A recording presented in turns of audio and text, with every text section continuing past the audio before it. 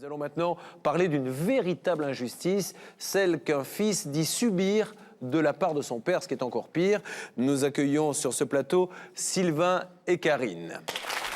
Sylvain a subi un grave accident de voiture, ce qui l'a rendu hémiplégique. Avec l'argent de l'assurance, Sylvain a acheté une maison, mais c'est son père qui aujourd'hui en profite sans en avoir le droit. Du coup, Sylvain et Karine sont obligés de louer leur logement. Karine et Sylvain, bonsoir. Soyez les bienvenus sur le plateau de Sans aucun doute. Bonsoir. Nous allons voir un reportage dans quelques instants qui explique l'injustice que vous avez voulu nous raconter ce soir et voir si nous pouvons vous aider. En 2 mots, Sylvain, vous avez eu un très grave accident. Oui. Étant jeune, vous êtes hémiplégique aujourd'hui. Vous avez rencontré Karine par la suite. Mais le problème, c'est que vous avez touché des indemnités suite à cet accident, que votre papa vous aurait conseillé, avec cet argent, d'acheter une maison. Et aujourd'hui que vous formez un couple et que vous avez envie de vivre tous les deux votre vie de couple, vous dites, cette maison, je veux la récupérer pour y habiter avec celle que j'aime. Et c'est votre papa qui est dedans. Oui. Et qui vous dit, non. Ma belle-mère, et on a un bébé en plus. Et vous êtes obligé de louer. Oui. Et en plus, vous avez des problèmes. Là, le bail va se terminer. On doit partir depuis le 1er décembre 2003. Comment, monsieur, on va en reparler tout à l'heure, mais bon, si ça arrive avec quelqu'un qu'on ne connaît pas, certes, mais avec son propre père. Je ne sais pas du tout. Vous comprenez pas ses raisons? Je comprends pas. Mais est-ce qu'il essaie au moins de vous aider, de vous dire, viens au moins t'installer avec nous, c'est votre maison? Oui, mais bon, à chaque fois, c'est toujours la même réponse. Et il y a eu des jugements en plus, qui vous donnent raison. De toute façon, comment les jugements auraient-ils pu dire le contraire? La maison est à vous, c'est vous qui l'avez achetée, et vous ne pouvez pas vivre dedans parce que votre père qui y habite ne veut pas. Alors c'est complètement fou, essayons de comprendre un petit peu mieux maintenant. Regardons le reportage de Stéphane Leroux, et bien sûr nous donnerons des coups de fil par la suite. Regardez l'enquête.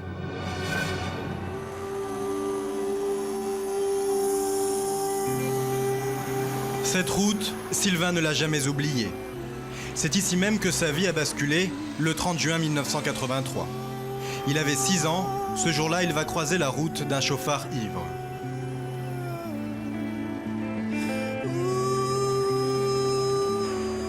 Traumatisme crânien cérébral. Avec tout le côté droit d'hémiplégique. Après 9 mois et demi de coma, Sylvain se réveille, handicapé à vie. Les assurances lui versent plus de 300 000 €. Il pourra les toucher à sa majorité avec l'accord de son père, son tuteur légal. Alors à 18 ans, sur les conseils de ce dernier, Sylvain achète un terrain et fait construire une belle villa, plus de 150 000 €. Le problème, c'est que 10 ans plus tard, il n'y habite toujours pas. Aujourd'hui, Sylvain vit dans une petite maison avec sa femme. Le couple est locataire, il paie 600 € par mois pour se loger, mais à la fin de l'hiver, ils risquent d'être expulsés. Leur propriétaire n'a pas renouvelé le bail. On doit partir depuis le 1er décembre 2003. Le bail n'est pas renouvelé depuis 1 an, donc bientôt là. Et bon, il attend, mais il est bien gentil, mais il va pas attendre une éternité, quoi. Alors qu'on possède une maison, que lui possède une maison, bon, mais ça c'est injuste, quoi. Cette fameuse maison se trouve à 120 km de là. Problème, elle est déjà occupée par le père de Sylvain. Il s'est approprié la jolie villa, chèrement payée par son fils. Il ne lui paie aucun loyer et refuse de partir. Je comprenais qu'il devait vivre avec son père, étant donné que son père c'était son tuteur. Mais maintenant que ça a été levé, il n'a plus à gérer ses sous, donc il n'a plus à être dans cette maison. Voilà, ça c'est un peu désolant, quoi. Parce que c'est l'argent de mon accident, de toute façon. C'est le capital. C'est tout. Vous y êtes attaché? C'est tout. Ah, mais attends. Bien sûr que je suis attaché. D'une, parce que j'ai pas vécu longtemps. Voilà, bon, maintenant que j'ai une petite fille, maintenant, faut qu'il dégage. Ça, c'est plus possible. Ouais, je fais des cauchemars tous les jours. Si Karine et Sylvain sont bien décidés à récupérer cette maison, c'est pour elle, Maëva, leur petite fille de 1 an. Oui, mais on va ouvrir les volets.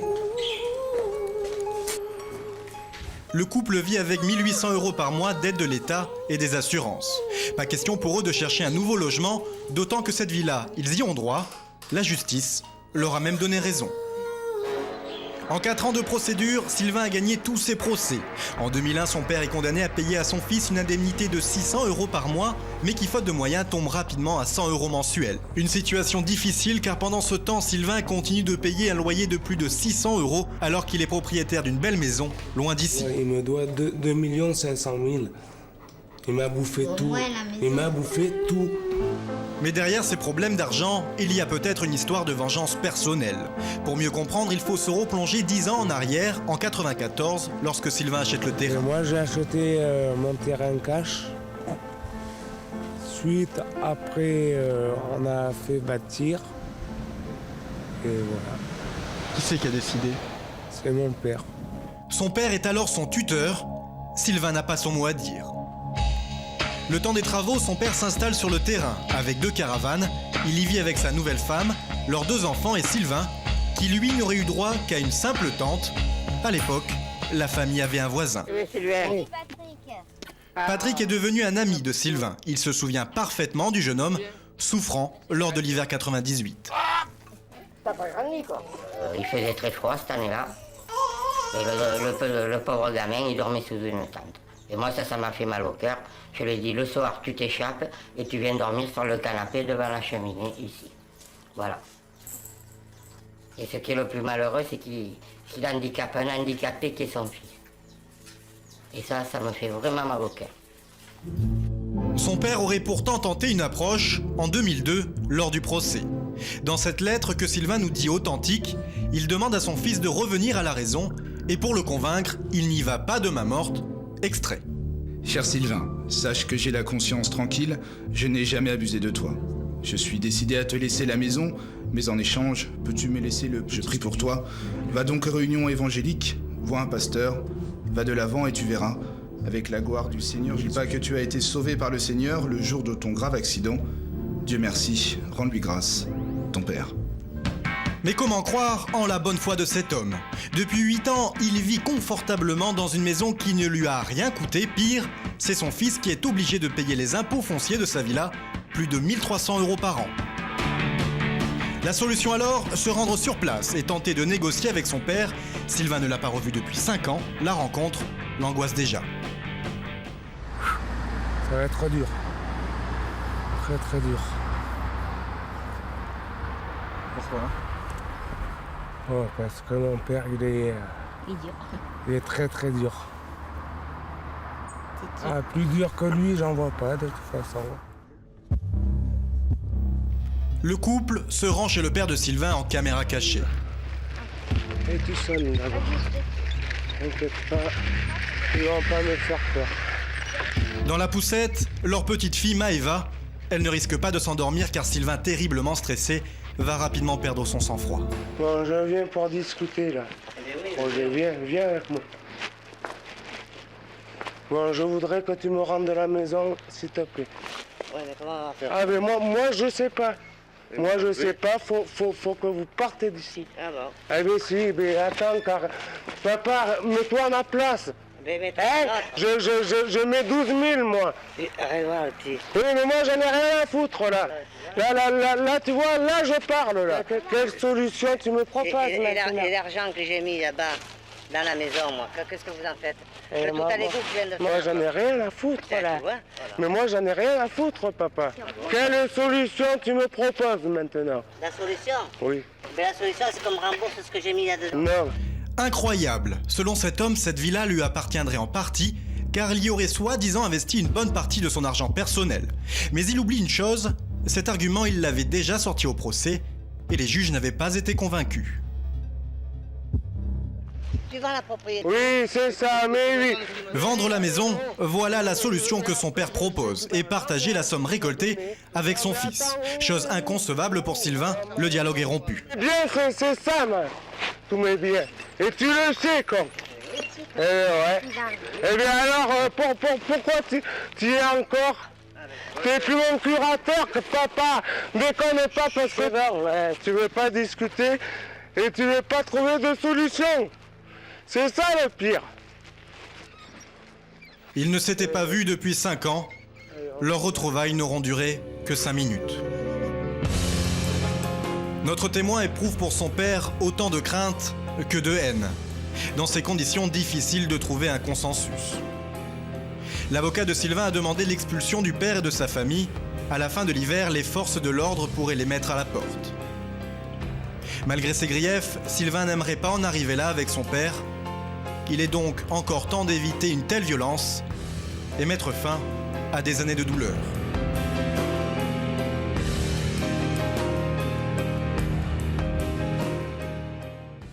L'enquête est signée Stéphane Leroux pour Sans aucun doute. Hein. C'est quand même terrible ce que nous venons de voir. Sylvain et Karine, qu'est-ce que vous attendez aujourd'hui de cette émission Sans aucun doute? Qu'on me rende ma maison.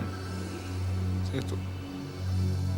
Votre père, quand il dit qu'il a fait des travaux, qu'elle lui appartient un petit peu, c'est pas vrai? Je sais pas, le problème, il n'a pas de preuves. Il n'a pas de preuves. En tout cas, c'est vous qui avez fait le chèque pour payer la maison. Ah oui, ah oui. Ah S'il oui. a fait des travaux par la suite Ah alors oui, qu'il y ah était oui. illégalement, c'est Ah oui, quelque ah part oui. un peu son problème aussi, quoi. Tout à fait. Dans quel état est votre mari, madame? Vous le sentez très affecté par tout Très ça? nerveux. Très, très nerveux. Le fait que ça soit son papa, en plus, ça doit être particulièrement douloureux, non? Vous en avez marre, tous les deux, de vivre dans cette situation? Oui. Et vous, monsieur, vous étiez obligé, donc, s'il n'y avait pas eu ce voisin, de vivre dans une tente? Il vous faisait vivre dans une tente en plein hiver? Une tente en plein hiver, moins 10. Et lui était en caravane? Lui était en caravane, 7 mètres 50. Et il ne vous Avec, demandait jamais de venir dans la caravane dormir? Non. Toujours dans ma tente. Ouais. Vous avez un début d'explication, c'est quand même un père, c'est son fils. Pourquoi Je il fait sais ça? pas. Pourquoi Je il sais vous pas du rejette? tout. Je sais pas du tout. Vous avez une explication, vous, madame? Non, moi, ben, je l'ai pas trop connu, quoi, en fait. Hein. Je l'ai pas connu énormément, quoi. Je l'ai vu 5 fois depuis, donc je peux pas trop le juger, quoi. Il n'y a pas de dialogue possible avec lui. Pas de dialogue, à part vendre la maison. Et prendre la moitié.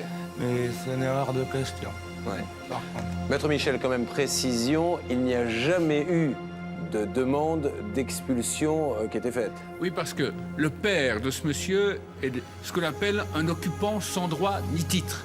Il n'est pas locataire, il n'a aucun droit particulier. Même s'il avait fait des travaux, ça ne lui concéderait aucun droit particulier. Ça le rend ni copropriétaire ni locataire.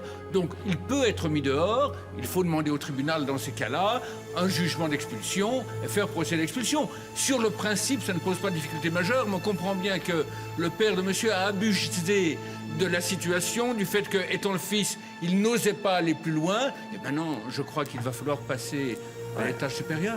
Vous êtes prêts à aller jusqu'au bout Ah maintenant? oui, ah oui, oui, oui. Vous ne trouvez aucune circonstance Ah non, atténuante? non, non, moi je suis prêt à aller jusqu'au bout pour ma fille, maintenant. C'est pas votre fille que vous faites ça? Oui, et pour ma femme aussi. Et même si ça se passe mal avec lui, que vous ne lui reparlez plus jamais, Ah, mais c'est fini maintenant. vous a trop fait souffrir? Oui, Ouais. ouais, ouais, ouais.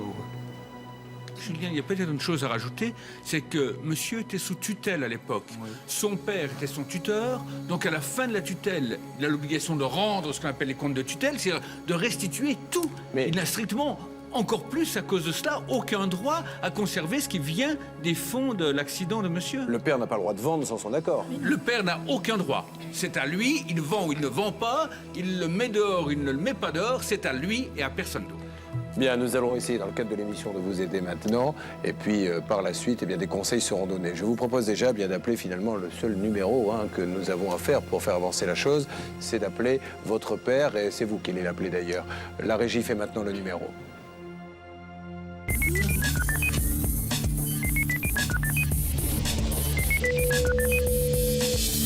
Allô?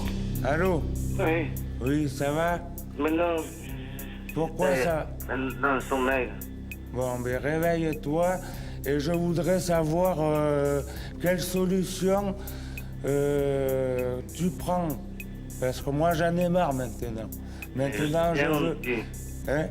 Je sais que t'en as marre. Mais ouais, mais faut Moi trouver aussi. une solution, papa.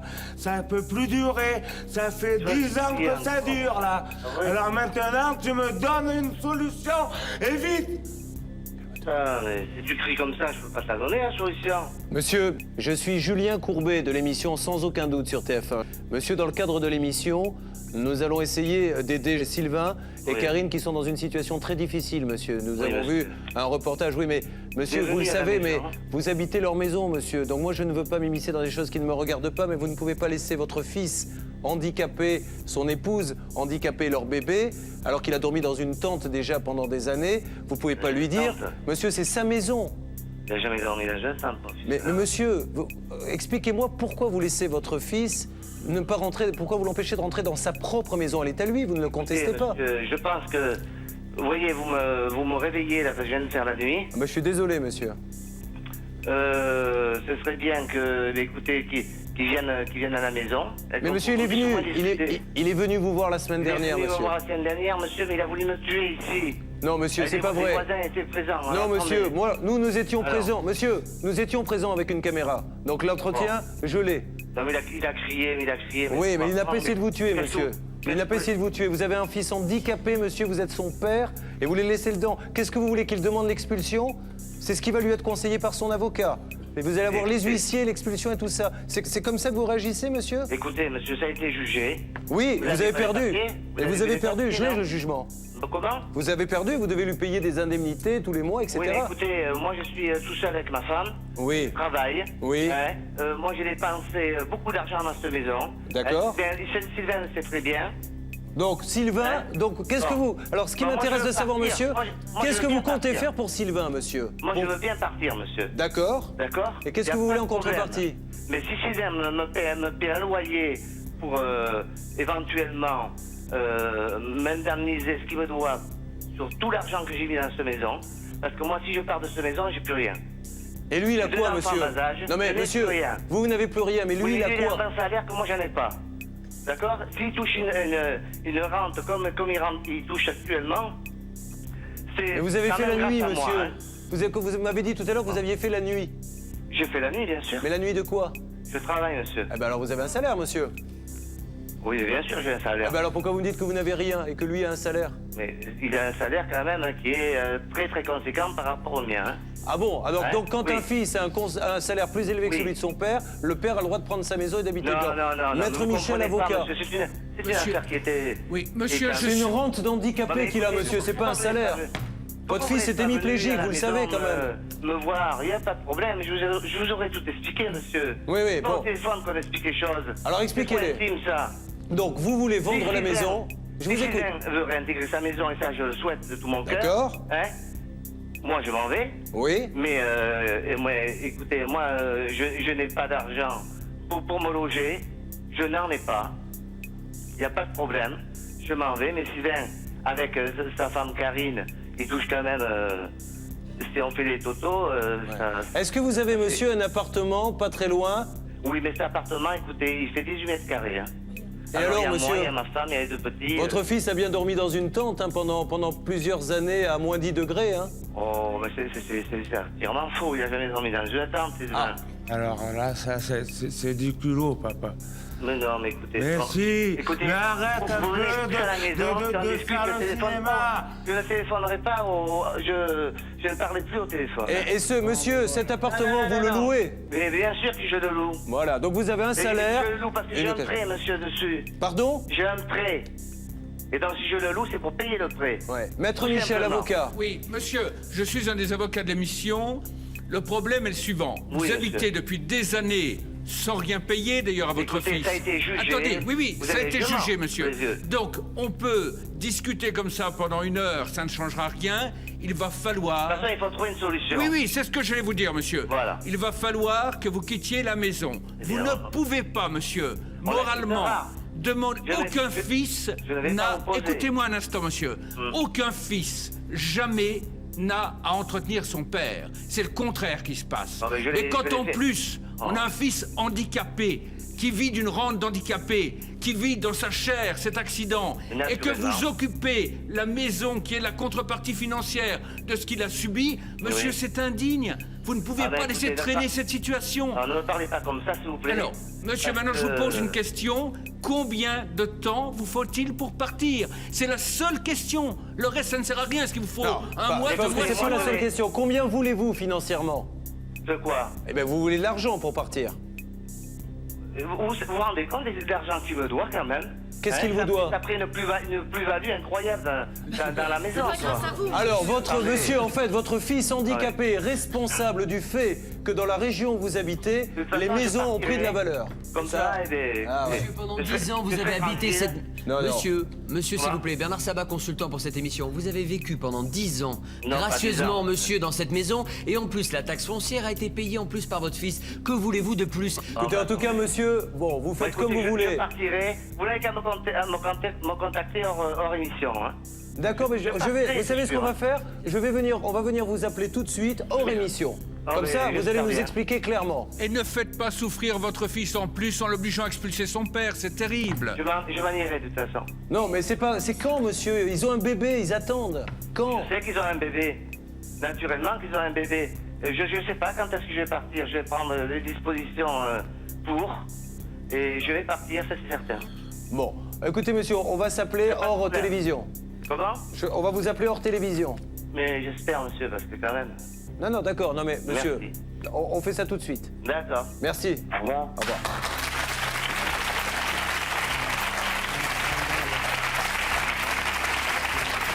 J'aimerais pouvoir, vous voyez, accepter les arguments de ce monsieur, mais enfin, il a quand même un travail. C'est pas comme s'il n'avait plus rien.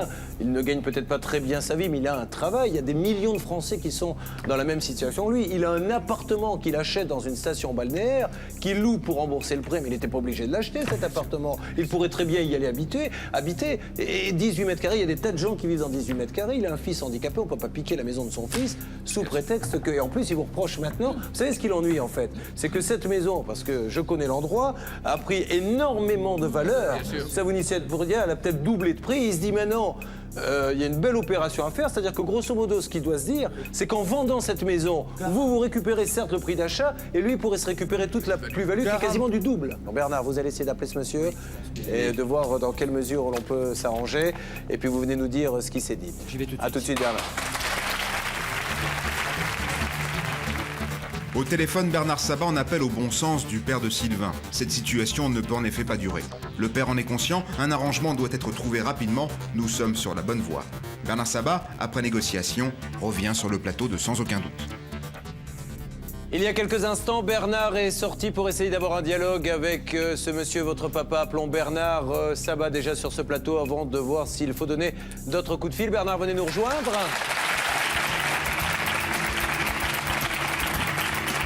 Bernard.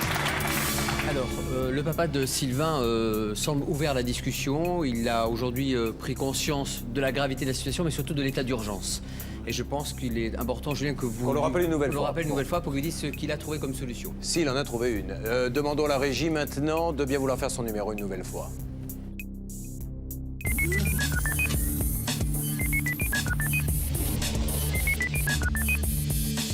Oui, allô? Oui, Julien Courbet, à nouveau.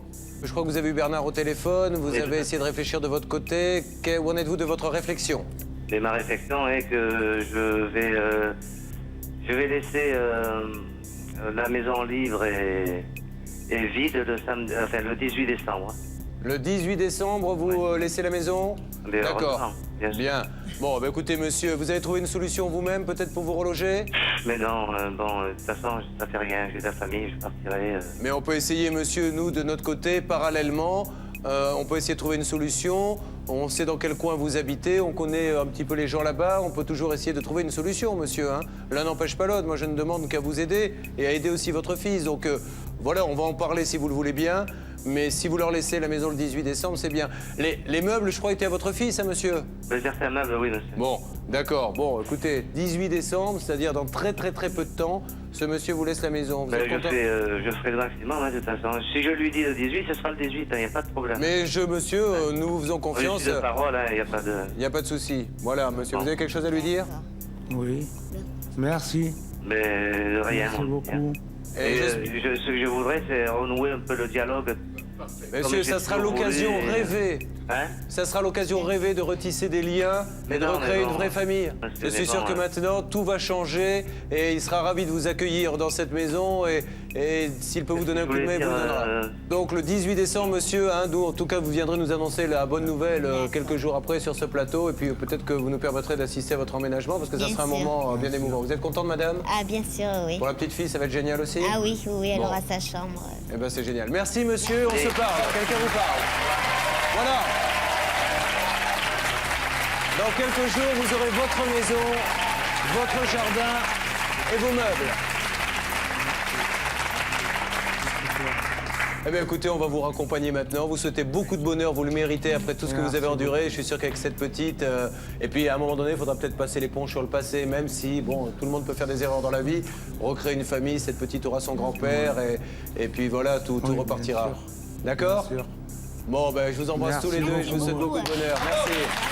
Et merci mille fois à Bernard Sabat et à Stéphane Leroux qui ont mené ces négociations. Super, toute l'équipe était vraiment géniale, quoi. Merci beaucoup. Superbe.